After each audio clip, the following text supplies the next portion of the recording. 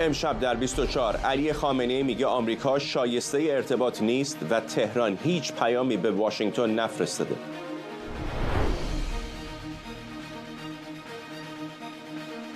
دولت ایران به واسطه فلان کشور پیغام فرستاده به آمریکا دروغ محض که چنین چیزی حتما. خامنه‌ای گفته در جنگ 12 روزه آمریکا و اسرائیل با شکست روبرو شدند.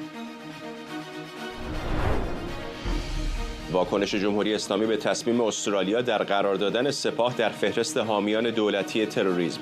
تهران میگه اتهام تروریسم ناموجه و برچسب زنی به سپاهه.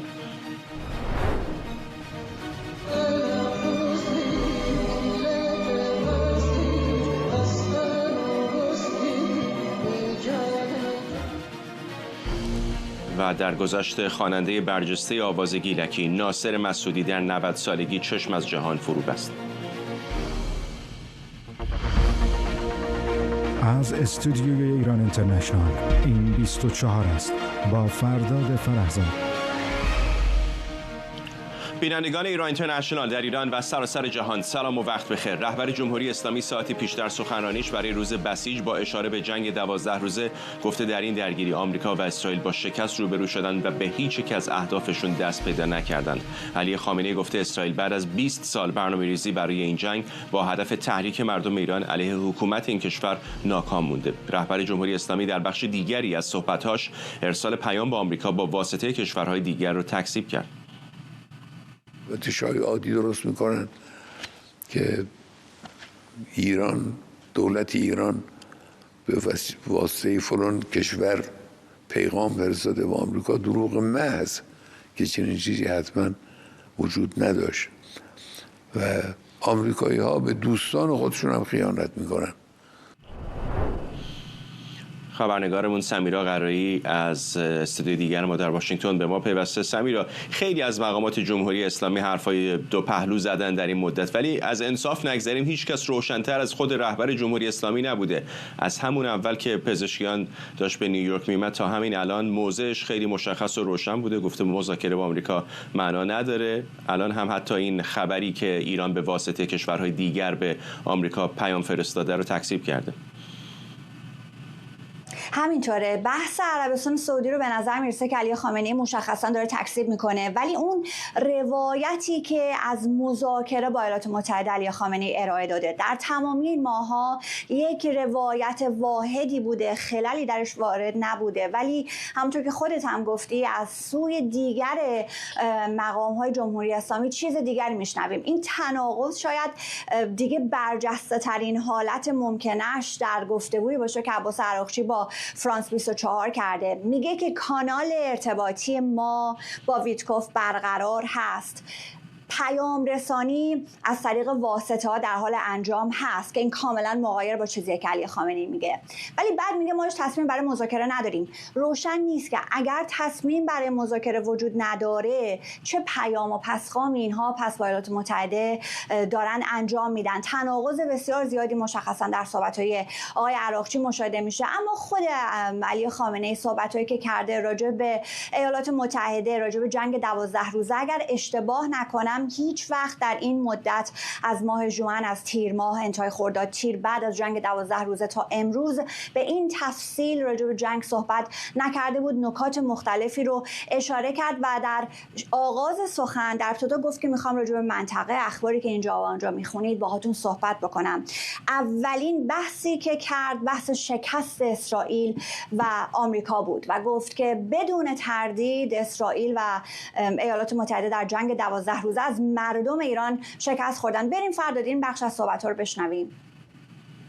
ما در جنگ 12 روزه ملت ایران هم آمریکا رو شکست داد، هم صهیونیست‌ها رو شکست داد. بدون تردید آمدن، شرارت کردن، کتک خوردن و دست خالی برگشتن.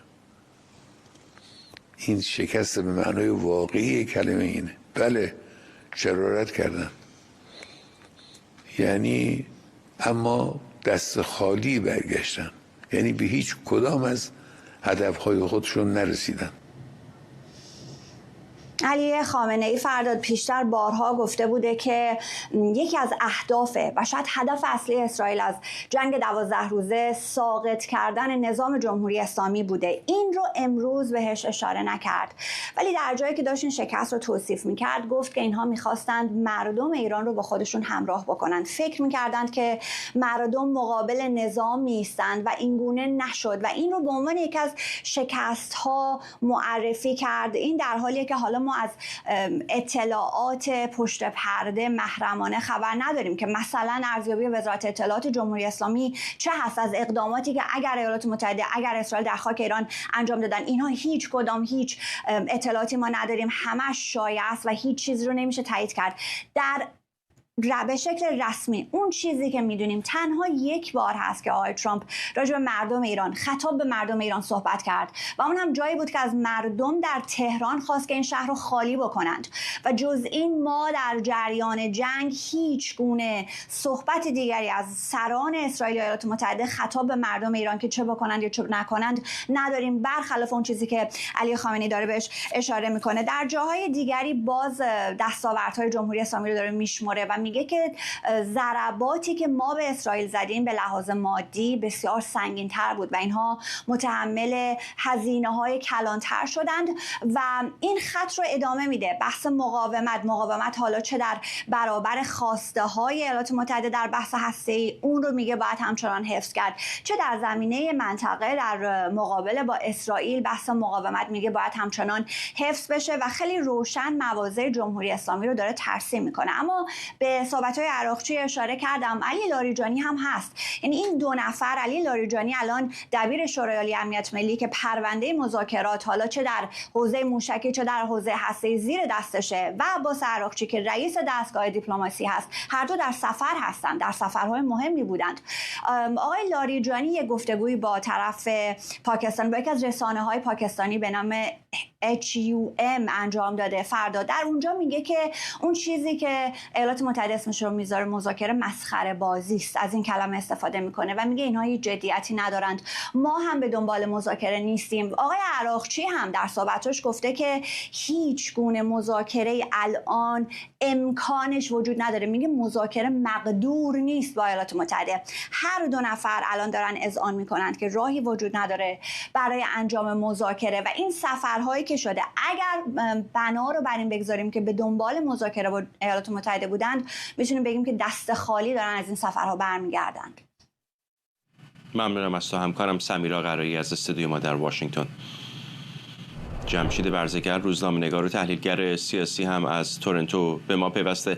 آقای برزگر، چطور می‌بینید این اختلاف روایتی رو که از مقامات مختلف جمهوری اسلامی میشنویم؟ رهبر ایران خیلی روشن داره به کرات در این چند ماه گذشته میگه که مذاکره با آمریکا نخواهیم کرد، فایده‌ای نداره، آمریکایی‌ها قابل اعتماد نیستن، ولی بعضی از اعضای دولت از جمله وزیر خارجه عراقچی سیگنال‌هایی میدن که انگار کانال‌های ارتباطی برقرار هست. بله، با سلام به شما. البته میدونیم که این روش در جمهوری اسلامی بسیار پرسابقه است و قدیمی است. منتها در گذشته موفق بودند و موفق شده بودند که این رو به طرف غربی بفروشند که گویی در درون جمهوری اسلامی یک نیروی مثلا اصلاح طلب یا میانه رو و معتدل وجود داره و یک گروه اصولگرا و تندرو و رادیکال. بنابراین مدام این رو سعی می‌کردن بر این اساس سناریوهای مختلفی رو تنظیم بکنن. یک عده از بهبود روابط، تنش زدایی، مذاکره، توافق صحبت می‌کردن. عده دیگری بر در واقع مقاومت و انکار و نفی هر گونه مذاکره. در بعد از حملات 7 اکتبر و اتفاقاتی که در 2-3 سال گذشته رخ داده و به ویژه بعد از جنگ 12 روزه، جمهوری اسلامی لابی خودش رو در غرب تا حد خیلی زیادی از دست داده، تضعیف شده. دیگه این نوع صحبت‌ها به ویژه در اروپا دیگه خریداری نداره. خریدار اصلی این نوع نگاه و این سناریو در تمام این سالها کشورهای اروپایی بودن، اما دیدیم که اونها هم کاسه صبرشون لبریز شده و سرانجام هم مکانیسم ماشه رو فعال کردن و کاری کردن که عملا برجامی که از اون دفاع میکردن و گاهی حتی از ترامپ برای خروج از برجام انتقاد میکردن، عملا خودشون پرونده این توافق رو بستن. بنابراین امروزه کمتر کسی باور میکنه این نمایش دوگانه رو که گویی در جمهوری اسلامی کسانی هستند خواهان مذاکره هستند و کسانی هستند که مانع مذاکرات میشن. کما اینکه دیدیم، شما هم اشاره کردید، در جریان سفر پزشکیان که حقیقتا هیچ نوع قدرتی نداره و در واقع ضعیفترین رئیس دولت در جمهوری اسلامی محسوب میشه، قبل از اینکه حتی به خاک آمریکا پاش برسه، خامنه ای یک سخنرانی کرد و تکلیف رو روشن کرد. بنابراین آنچه که واقعا مسلم هست این هستش که به دلایل متعددی جمهوری اسلامی به این نتیجه رسیده که مذاکره نکردن براش در این شرایط بهتره، برای اینکه اگر بخواد وارد مذاکره بشه با شروطی که همه هم از اون آگاه هستند و پنهان نیست و از همون روز اول ترامپ اونها رو مطرح کرده، در واقع هیچ نوع نتیجه دیگری از این مذاکرات حاصل نخواهد شد و جمهوری اسلامی باید علاوه بر اون شکست خفتباری که در جنگ 12 روزه تحمل کرد، یک تسلیم دیپلماتیک تمام عیار رو هم بپذیره و اگر هم در مذاکرات به این سمت پیش نرن، خطر یک جنگ رو در واقع به جلو بیاندازه و قطعی بکنه. سعی میکنن با در واقع ارائه سیگنال های متفاوت همچنان زمان برای خودشون بخرن، با این امید که در عرصه جهانی، در عرصه بین المللی تحولات دیگری رخ بده، تمرکز آمریکا و کشورهای اروپایی از روی جمهوری اسلامی برداشته بشه و یا در واقع غرب نتونه به یک توافقی برسه. آمریکا با اسرائیل به دلیل در واقع مسائل متعددی که در منطقه در حال حاضر وجود داره، از بحث توافق‌های ابراهیم گرفته تا بحث غزه و مسائل متعدد دیگری، نتونن به سرعت در واقع آماده بشن برای یک حمله دوباره و مجدد به جمهوری اسلامی. این اون تصوری است که مبنای در واقع مبانی رویکردی جمهوری اسلامی در بعد از جنگ 12 روزه رو شکل داده، اما میتونه با این خطر همراه باشه که مثل بار پیش کاملا غافلگیر بشن در شرایطی که به هر حال رهبران اسرائیل یا آمریکا به نوعی صحبت از این میکنند که دست کم فعلا قصدی برای حمله ندارن. ناگهان ما با حملات تازه‌ای در واقع روبرو بشیم و این استقبال متوهمانه از جنگ به پیامدهای بسیار زیانباری برای مردم ایران البته منجر بشه، ولی خب جمهوری اسلامی رو هم در وضعیت مخاطره آمیزی قرار بده. جمهوری اسلامی تصورش این هستش که با ورود به مذاکره شکستش، تسلیمش و در واقع فروپاشیش قطعی تر هست، اما جنگ چنین نتایج قطعی و از پیش تعیین شده ای از همین الان نداره، چه در زمینه شروعش. ولی خب قمار بزرگی هست، واقعا قمار بزرگی هستش که بسیار. چقدر فکر میکنید که واقعا همون نکاتی که بهش اشاره کردید که شرایط منطقه‌ای تغییر بکنه، اولویت‌ها تغییر بکنه، دولت‌ها عوض بشن، این شرط بندی است به گمانم که خامنه‌ای داره میکنه دیگه، چقدر واقعا ممکنه که در عمل همون درست از آب در بیاد؟ زمانی بود که خود خامنه‌ای میگفتش که نه مذاکره میکنیم نه جنگ خواهد شد، یک بار خلاف این ثابت شد. یا فکر میکنید که این بار ممکن اتفاقا او درست بگه و نه مذاکره‌ای صورت بگیره و نه جنگ؟ نشانه آقای فرزاد به چشم نمیخوره. ببینید علی خامنه ای در روز بسیج در جمع بسیجیان که در واقع ستون اصلی نیروی سرکوب و بقای جمهوری اسلامی است، شهامت حضور نداره، از یک مکان نامعلوم صحبت میکنه، یعنی حتی در بین خودیترین نیروهای خودش شهامت حضور نداره.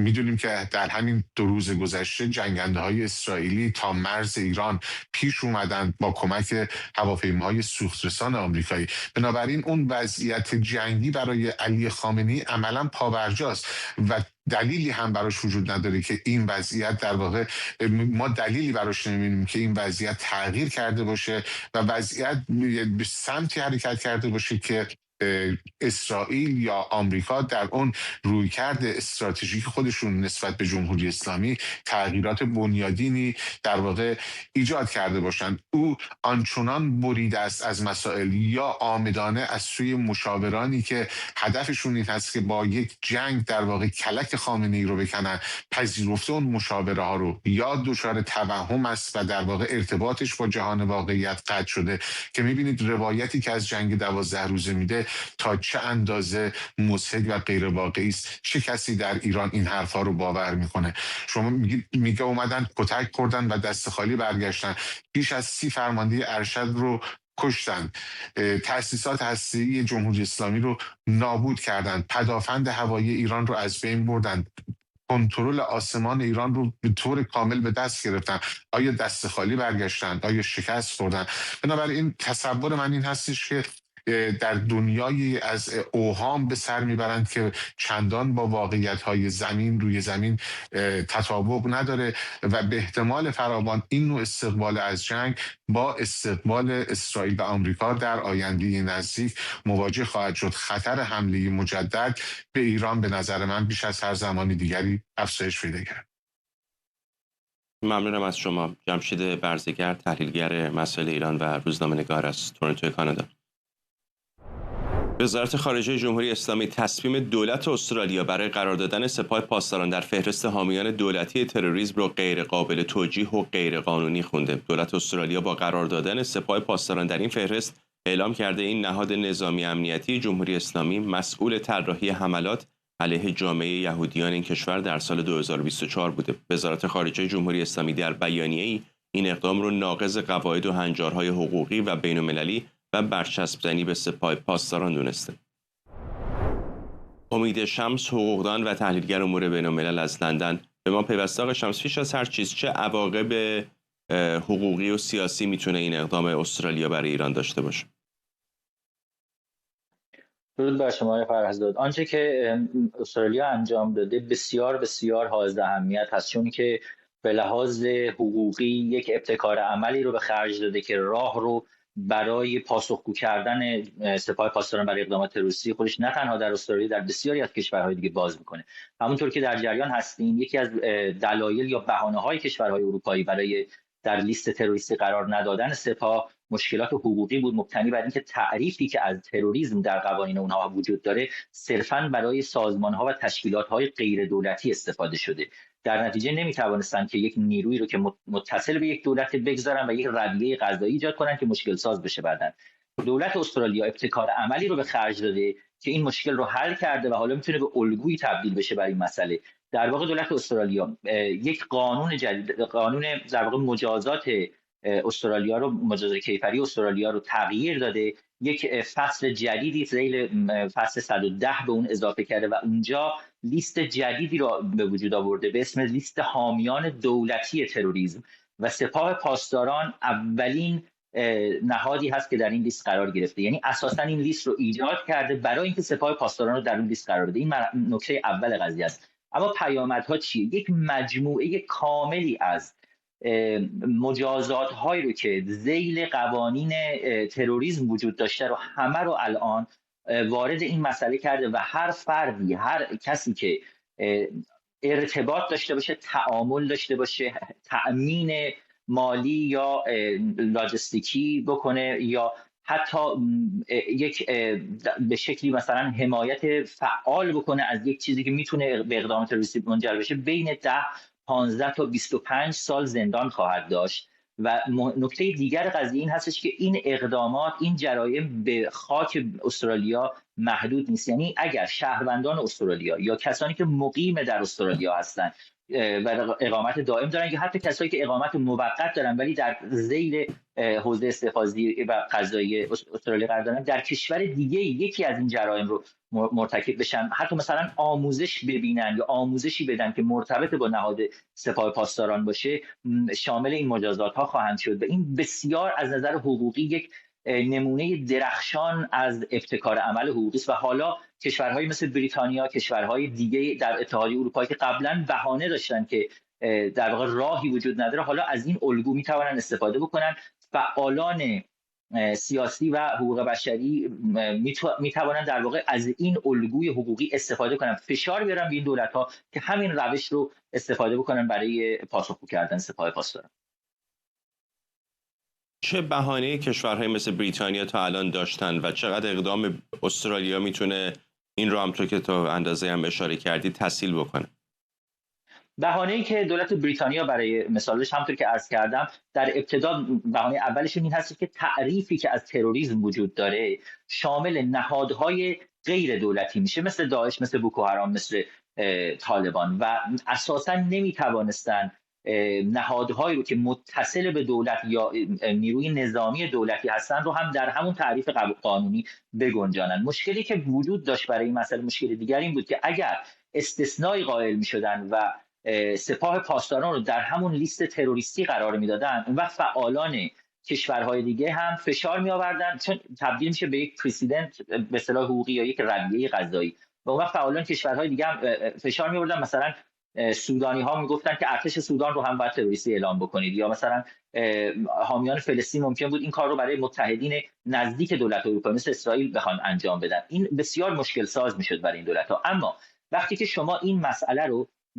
جدا میکنید در واقع و یک مفهوم حقوقی جدید میسازید به اسم حامیان دولتی تروریسم و کاملا اون رو جدا میکنید، این کار رو میتونید انجام بدید. یک نکته دیگه که وجود داره که بسیار مهم است این است فقط مسئله مجازات ها نیست، مسئله اختیاراتی است که شما به پلیس، به نیروهای ضد تروریسم، به نیروهای امنیتی و اطلاعاتی میدید برای اینکه با تروریست ها بتونن مقابله بکنن.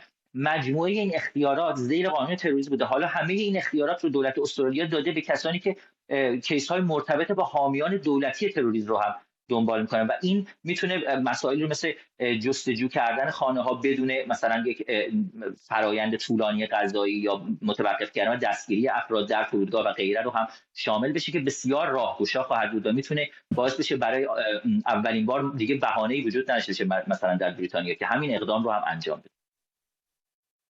ممنونم از شما. امید شمس اوغدان و تحلیلگر امور بین‌الملل از لندن. رئیس اداره تحقیقات فدرال آمریکا FBI میگه 2 سرباز گارد ملی که دیروز در نزدیکی کاخ سفید مورد اصابت گلوله قرار گرفتن همچنان در وضعیت وخیمی به سر میبرند. به گفته وزارت امنیت داخلی آمریکا، رحمان الله لکنوال، پناهجوی 29 ساله افغانستانی، مظنون تیراندازی در واشنگتن. دادستان کل گفته مظنون ممکنه با حبس ابد روبرو بشه. مقامات آمریکا این اقدام رو تروریستی خوندن. در حالی که بررسی پرونده مهاجرتی همه افغان‌ها متوقف شده، فعالان حقوق بشر هشدار میدن که هزاران افغان نباید تاوان این رویداد رو بدن. خبرنگارمون مرضیه حسینی از مقابل کاخ سفید به ما پیوسته. مرضیه، چه جزئیات بیشتری روشن شده در این نزدیک نیم روزی که از اتفاق دیروز تا الان گذشته؟ همینطوره فرداد، حدوداً 24 ساعت میگذره از زمانی که در همین نزدیکی اینجا چند قدمی من این حادثه رخ داد. فردی که گفته شد شهروند افغانستان هست با یک سلاح گرم حمله ور شد، به 2 تن از اعضای گارد ملی ایالات متحده آمریکا حمله کرد. در این بازه زمانی هر 3 نفر در بیمارستان هستند. بر اساس آخرین کنفرانس مطبوعاتی که آقای کشف‌هتل مدیر FBI همین حدوداً 1 ساعت پیش برگزار کرد، فعلا وضعیت جسمی این 2 نفری که در واقع بهشون حمله شده مشخص نیست، اگرچه تحت عملیات جراحی قرار گرفتن، و فرد ضارب هم که گویا 4 گلوله به بدنش شلیک شده گویا از نظر وضعیت جسمی وضعیت خوبی نداره. به گفته آقای کشف‌هتل هنوز همکاری صورت نگرفته توسط این فرد با اداره FBI. در نتیجه انگیزه مهاجم هنوز مشخص نیست که با چه هدفی صورت گرفته. اگرچه آقای ترامپ پیش دستی کرد، این حمله رو تروریستی خطاب کرد و بلافاصله دستور داد که تمامی پرونده‌های بررسی مهاجرت افغان‌ها در آمریکا متوقف بشه. به تبع اون اداره USCIS آمریکا هم بیانیه صادر کرد، روند این پرونده‌ها متوقف شده. آقای جدی وانس هم صحبت از 2 برابر شدن اخراج مهاجرین افغان از آمریکا کرد. این تمام زوایایی هست که تا به حال منتشر شده، اما مشخصا در خصوص پیشینه این فردی که ضارب بوده گفته شده که در دولت سابق در افغانستان این فرد با اداره CIA آمریکا در ولایت قندهار همکاری داشته و در مورد افرادی هم که مورد حمله قرار گرفتن افرادی بودن که فقط 24 ساعت قبل از این حمله سوگند یاد کرده بودن و کارشون رو تازه آغاز کرده بودن. 1 زن و 1 مرد 20 تا 24 ساله که بسیار هم جوان بودن. اما به طور کلی فرداد این خبر از نظر زمانی، از نظر مکانی و به دلیل هویت این فرد بسیار مهم محسوب میشه. دقیقاً شب روز شکرگزاری در آمریکا رخ داد و به همین جهت هم باعث شد یک همسویی بسیار گسترده در افکار عمومی آمریکا در خصوص این حمله رخ بده. قانونگذاران آمریکا، هم دموکرات‌ها هم جمهوری‌خواها، به شدت ادبیات تندی استفاده می‌کنن برای محکوم کردن این حمله و در مطبوعات آمریکا همین همسویی به همین شکل وجود داشت. اما از نظر مکانی در چند قدمی کاخ سفید حمله‌ای که به گفته آقای ترامپ تروریستی هست بسیار مهم و حائز اهمیت قلمداد میشه و در خصوص هویت این فرد، هویت افغان، می‌دونیم که یک بار دیگه بحث همون دعواهای انتخاباتی که حالا بین آقای بایدن و آقای ترامپ بوده رو افزایش شده. اگرچه این فرد در دوران ریاست جمهوری بایدن وارد آمریکا شده، اما خود دستگاه دولت آقای ترامپ بوده که در واقع در درخواست این فرد رو برای پذیرش پناهندگی تصویب کرده و پذیرفته و حالا به نظر میرسه که این مسئله باعث میشه که یک بار دیگه تمام اون شکاف دو قطبی که در آمریکا در خصوص مسئله مهاجرین هست افزایش پیدا کنه. ممنونم از تو مرضیه حسینی، همکارم از مقابل کاخ سفید در واشنگتن دی سی. آرش آرامش اوغدان و کارشناس امنیت ملی هم از لس آنجلس به ما پیوسته. آقای آرامش، بیش از هر چیز از نظر فنی و امنیتی چطور ممکن هستش که دو عضو گارد ملی که بسیار خبره هستند و مجهز هستند و مسلح هستند توسط یک نفر این چنین مجروح بشن؟ نیستن. مسئله اینه، گارد ملی، ببینید ما در ارتش آمریکا سه جور نیرو داریم کلا. یکی نیروهای رزم یا اکتیو دیوتی، کلا نیروهای همیشه فول تایم یا دائم الکارن، نیرو زمینی، دریایی، تفنگدار دریایی، هوایی و کوستگارد. ما دو جور نیرو پاره وقت داریم، نیروهای نشنال گارد و گارد ملی که فقط نیرو هوایی و نیرو زمینی دارن، به اینا عملا نیروهای ایالتی هستن، و نیروهای رزرو که هر برانچی، هر شاخه نیرو رزرو داره. اتفاقا اینا نیروهای پاره وقتن، عملا کار انتظامی انجام میدن. بله در دیپلویمنت ها یا در اعزام های بزرگ کسی که ایالات متحده نیرو کم داشته هم گارد ملی اعزام شده هم نیروهای رزرو، ولی نیروهای اولیه دائم الوقت و حرفه‌ای کامل ارتش نیستن. نکته دوم، این نیروها آماده بودن در واشنگتن دی سی و در شهرهای دیگه که کمک کنن به پلیس های محلی اون شهرها برای آوردن امنیت بیشتر. اتفاقا بسیار سخته برای چه پلیس، چه نشنال گارد، چه هر کسی، موقعی که جای وایستاده و کسی میآید بدون هیچ اخطاری، بدون هیچ علامتی رو اونها آتش می‌کشد و سری اونها رو می‌کشه. ایشون اتفاقا از یک اسلحه استفاده کرده، اسلحه ریوالور 357 مگنوم هست. من برام تعجب برانگیز بود، کسی که اگر بخواد کشتار زیاد بکنه یک اسلحه رو با خودش نمیاد که حد اکثر 6 یا 7 فشنگ در اون جا بشه و نمیتونه خشاب عوض کنه، چون خشاب نداره، سیلندر داره، بعد دوباره فشنگا رو بریزه بیرون، تک تک فشنگ پر کنه. خیلی راحت میتونه یک اسلحه نیمه خودکار کمری خیلی راحت هم قابل اختفاست و بین 17 تا 21 فشنگ هم در هر خشاب جا میشه با خودش بیاره و خسارت جانی خیلی بیشتر بزنه. نکته بعدی، ایشون 3 روز در راه بوده از ایالت واشنگتن، یعنی شمال غرب آمریکا، 4000 مایل اونورتر از آمریکا رانندگی کرده آمده به پایتخت آمریکا که این کار رو بکنه. و نکته نهایی هم این که خیلی سریع عضو دیگر گارد ملی که در نزدیکی اونجا بوده با 4 اتفاقا اون اسلحه 320 داشته با خشاب 20 گلوله 9 میلیمتری و سریع اون رو ساقط کرده. یعنی اون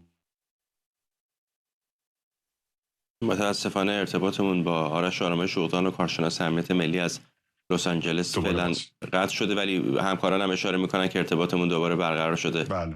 آقای آرامش برای لحظاتی شما رو از دست اتفاقا گارد ملی ایشون اتفاقا اطلاعات رو داشته به خاطر سابقه نظامی و شبه نظامی که ایشون داشته در افغانستان و همکاری که میکرده با نیروی، میدونسته گارد ملی اتفاقا هدف نرم حساب میشه. پلیس مخفی نه، پلیس‌های سیکرت سرویس همیشه هوشیارن، پلیس شهری هوشیارتره، پلیس‌های دیگه‌ای که عملاً به صورت اکتیو و فعال در سطح شهر دیس واشنگتن هستن یه مقداری هوشیارترن.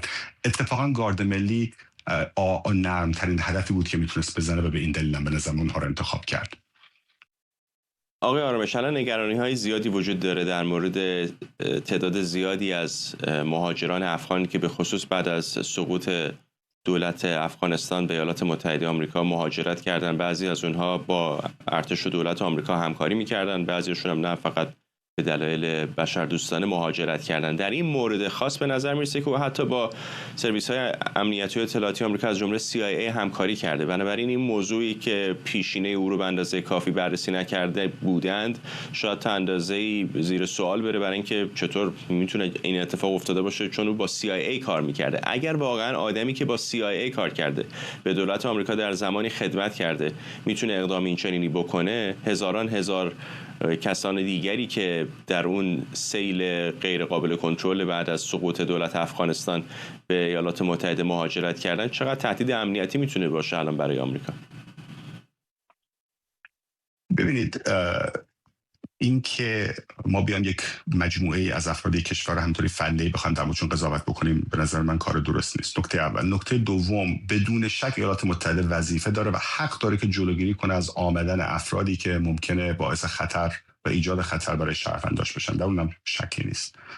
نکته سوم، از ویتنام گرفته تا کره، از ژاپن گرفته تا فیلیپین، جاهای مختلف ایالات متحده اونجا در جنگ بوده و نیروهای محلی به ایالات متحده کمک کردن. نیروی ایالات متحده هم یک سیاستی داشته و هم یک تعهد اخلاقی و تعهد قراردادی داشته که بسیاری از اونها رو بعد از اتمام جنگ با خودش به ایالات متحده بیاره که جانشون در خطر نباشه. بعد جنگ ویتنام اینطور شد. دقیقاً همین حرفا رو در مورد ویتنامیایی که سال 75 76 و 77 میلادی به ایالات متحده آمدن میزدن.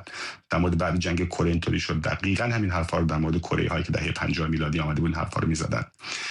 در عراق و افغانستان مردم محلی بسیار کمک کردن به نیروهای ما، در اون شکی نیست. به خصوص در افغانستان که پیدا کردن مترجم پشتون زبان بسیار سخت بود. اردوی ملی بسیار بیش اکثرا فارسی زبان بودن. اردوی ملی همون ارتش افغانستان اکثرا فارسی زبان بودن. نیروهای محلی پشتون زبان بودن. من تجربه شخصی خودم در ولایت ننگرهار میگم، به خصوص در شهر جلال آباد که در اوج در مرکز درگیری ها هم بود. یکی از جایی بود که درگیری بسیار زیاد بود. نیروهای رنجر اونجا بودن و کلاه سبزها به اضافه نیروهای دیگه غیر ویژه که با کمک اردوی ملی اونجا به رزم بودن، ولی کلا منطقه بسیار پر درگیری بود. این که شما اردوی ملی هم به اضافه که ایشون بخشی از نیروهایی هم بوده که نیروهای وزارت داخله در افغانستان حساب میشد، تقریبا نیرو زبده حساب میشدن، هرچند که خب نیرو زبده اونها با نیرو زبده ارتش ما خیلی فرق داره لحاظ کیفیت و کارآمدی. ولی با این وجود همه اینا رو گفتم، من نمیدونم آیا ایشون موتیویشنش یا نیتش جهادی بوده، آیا نیتش از جنون بوده، مجموعه از اینها بوده یا نه. در اون هم بعد به حال این ریسک وجود داره دیگه آقا آرامش، اینطور نیست. میفهمم این موضوع حقوق بشری و انسانیش رو که نمیشه همه افراد رو به خاطر اقدام یک نفر زیر سوال برد، کاملا قابل درک، کاملا هم درسته. اما بالاخره در مورد کشوری حرف میزنیم که نیروهای جهادی زیادی اونجا وجود داشته و داره. در مورد کشوری حرف میزنیم که الان در دست طالبان هست. خیلی از نقاط مختلف دنیا ممکنه بحرانهای بشری پیش بیاد و به دلایل مختلف انسان دوستانه کشوری از اونها میزبانی بکنه. اما در افغانستان میدونیم که روی زمین خصومت زیادی با ایالات متحده وجود داره و بالاخره تعداد زیادی از آدم‌ها بدون به نظر میرسه بررسی‌های کافی وارد آمریکا شدن. من میفهمم که بخش عمده افغان‌هایی که وارد آمریکا شدن هیچ پیشینه‌ای نداره، ولی میگم چقدر این تهدید امنیتی هست برای آمریکا. من اصلا حرفم حرف انسان دوستانه نیست، حرف است از منفعت ایالات متحده. بنده به طیف مثلا چپ لیبرال وابسته نیستم، به طیف راست افراطی هم نیستم. یعنی من بیشتر اتفاقا چیزی که میگم دقیقاً از میانه متمایل به راست مقداری هم میاد و اون منفعت ایالات متحده است که اگر میره جای جنگ میکنه، اگر اونهایی که یونیفرم ایالات متحده تر ما هستن میریم جایی میجنگیم و کسی به عنوان شهروند اونجا به ما کمک میکنه، جان خودش رو، خانواده‌اش رو به خطر میندازه، اونها رو سر میبریدن در عراق و افغانستان، دخترهای اونها رو دماغ و گوش میبریدن، با اره دست اینها رو میبریدن، موقعی که چه نیروهای داعش و القاعده در عراق اونها رو میگرفتن، داعش که موقع نبود، القاعده بود و نیروهای بعث بودن، یا در افغانستان حقانی ها و طالبان اونها رو میگرفتن با شکنجه. یعنی سرباز یا تفنگدار آمریکایی رو شاید طالبان با او برخورد بهتری میکرد، فقط میکشت و وسایلش رو میدزدید، تا اینکه اون محلی هایی که کمک میکردن و اونها رو به وضع بسیار فجیعی میکشتن. ایالات متحده یک تعهدی هم داده که شما که به من هم کمک میکنید که جان من نجات میدید، یا به من که کمک میکنید برای من در حین استنطاق ترجمه میکنید یا اسلحه دستت میگیری و همرزم من هستی. به بنده 1001 انتقادم دارم به اردوی ملی افغانستان، 1001 انتقادم دارم به پلیس، 1001 انتقادم دارم به حکومت فاسد از بیخوبون فاسد زاده، هم حامد کرزای هم اشرف غنی، اونا بحثش شده است و به نظر من ایالات متحده اونجا بسیار بسیار ضرر کرد. ولی دو نکته رو بگم، تعهدی داریم که اینها آمدن بر اساس اون تعهد به ما کمک کردن. بعد از اون بی‌اعتبار میشیم که اگر بخوایم بگیم خب خدا رو شکر، خدا حافظ شما، بیاین بریم شما اینجا بمونید قل و قم بشید.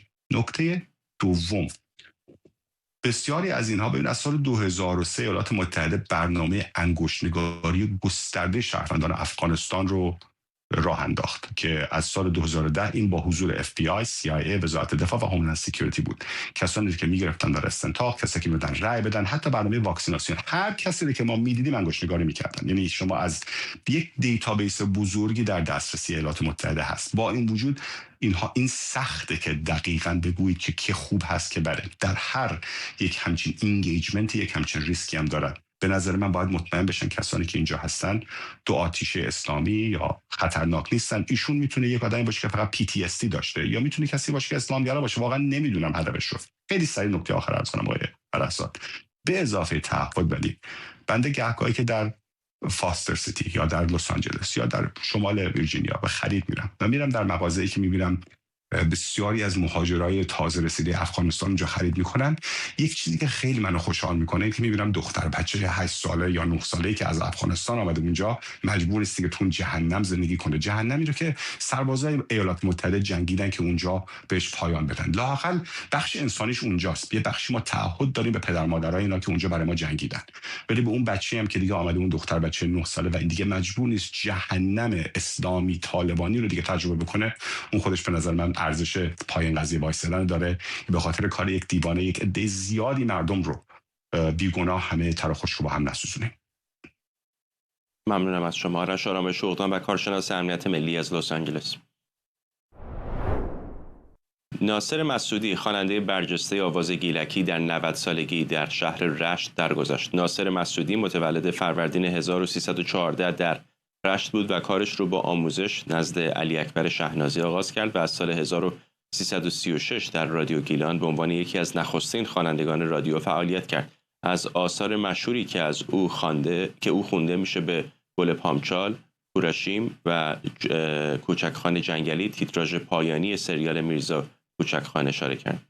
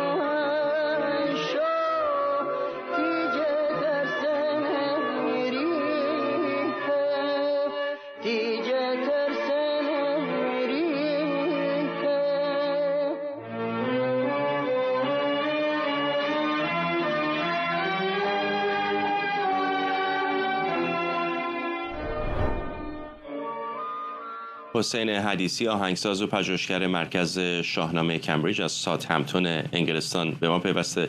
آقای حدیثی، چه ویژگی هایی داشت کارهای او که خیلی او رو فراتر از یک خواننده محلی کرد، بلکه برای اینکه ایرانیان در سراسر ایران به آثار او گوش میدادن؟ بله، آقای مسعودی یک موقعیت خیلی مناسب فردی داشت و از این نظر که توی موسیقی مقامی و موسیقی نواحی ما معمولا قسمت زیادی از توجه بر حفظ اصالت و میخوان اون شکل اصلی سنتی موسیقی از دست نره.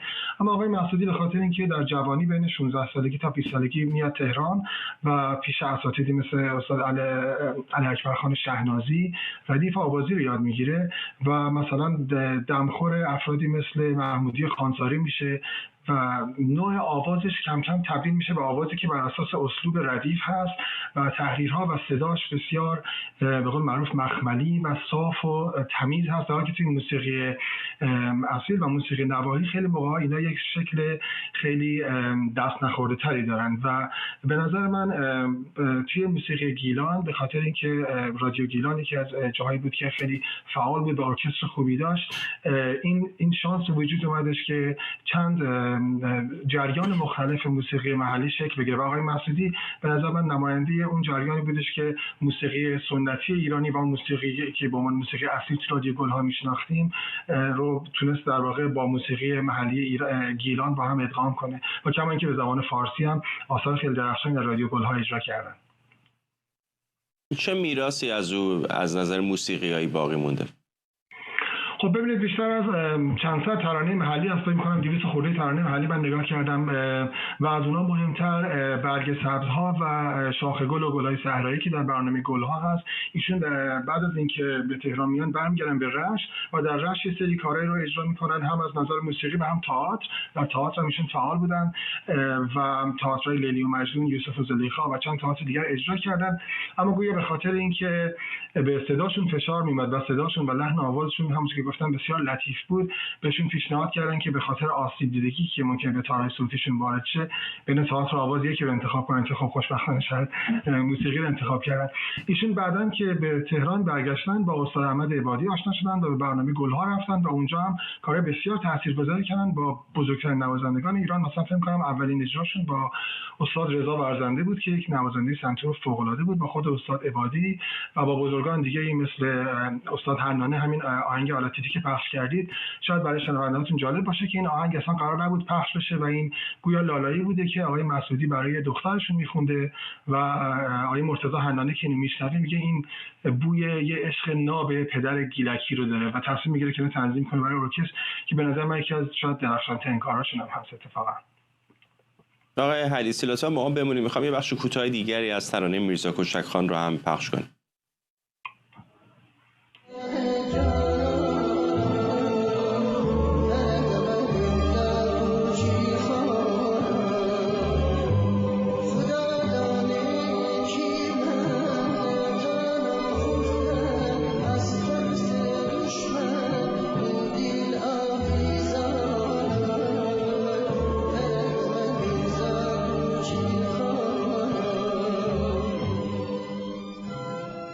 آقای حدیثی اگر اشتباه میکنم من اصلاح بکنم، به نظر میرسه که او بخشی از یک نسل طلایی بود که شاید کمتر دیگه هنرمندان این چنینی رو الان میبینیم، به خصوص در زمینه موسیقی های فولکلور. آقای فرزاد خیلی خوشحالم نمیگید آخرین چیزی که یادداشت کردم که امروز بگم اینه که خب از دست دادن ایشون یه ضایعه است، قسمتی از هویت و تاریخ موسیقی گیلان رو یک فصل انگار در اون بسته میشه.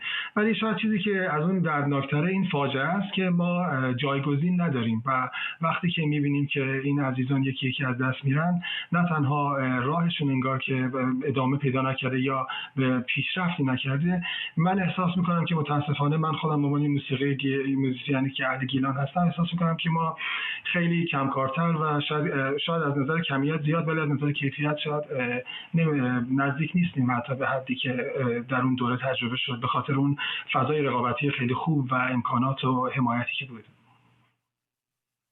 بی نهایت ممنونم از شما. حسین حدیثی، آهنگساز و پژوهشگر مرکز شاهنامه کمبریج از ساوثهمپتون بریتانیا با ما. و ممنونم از شما که بیننده برنامه 24 امشب بودید. اگر اجازه بدید میخوام برنامه امشب رو با پخش قسمتی از ترانه میرزا کوچک خان اثر ناصر مسعودی به پایان ببریم.